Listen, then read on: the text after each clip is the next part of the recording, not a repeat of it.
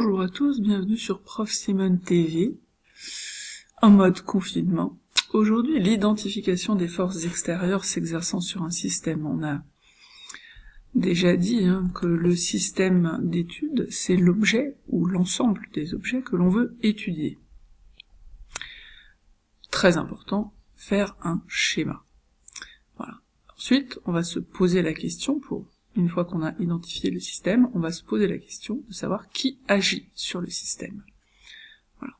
Dans le même genre de question, qui peut faire que le système se déplace, qui agit pour que le système change de vitesse, etc. Pour les élèves ayant vu le schéma diagramme interaction-objet, ça peut aider.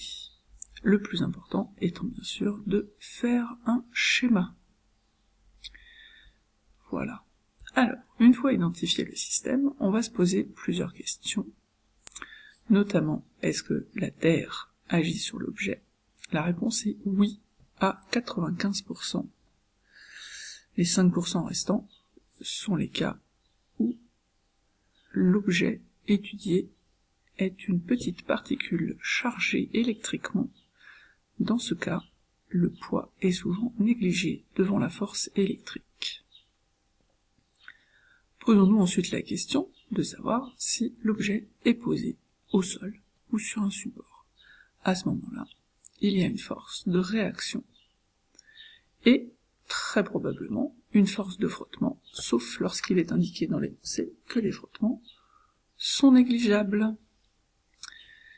Nous avons ensuite plusieurs forces possibles de contact, notamment des forces de poussée ou de traction, des forces liées à l'existence d'un fil qui tient l'objet, soit pour le maintenir en suspension, soit pour le maintenir en rotation autour d'un point.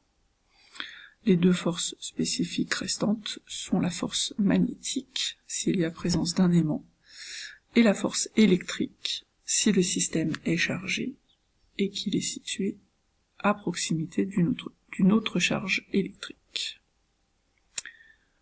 Voilà. Petit exemple sur la raquette. Notre système d'étude étant une balle de tennis posée donc sur une raquette au moment où vous frappez la balle pour l'envoyer vers l'adversaire. Notre système d'étude est donc la balle de tennis. Qui agit sur le système? Forcément la Terre, toujours la Terre. La Terre, c'est la force du poids. On l'appelle aussi force de gravitation terrestre, ou force d'attraction de la Terre sur la balle, mais toutes ces dénominations ne représentent qu'une seule chose, le poids de la balle. Voilà.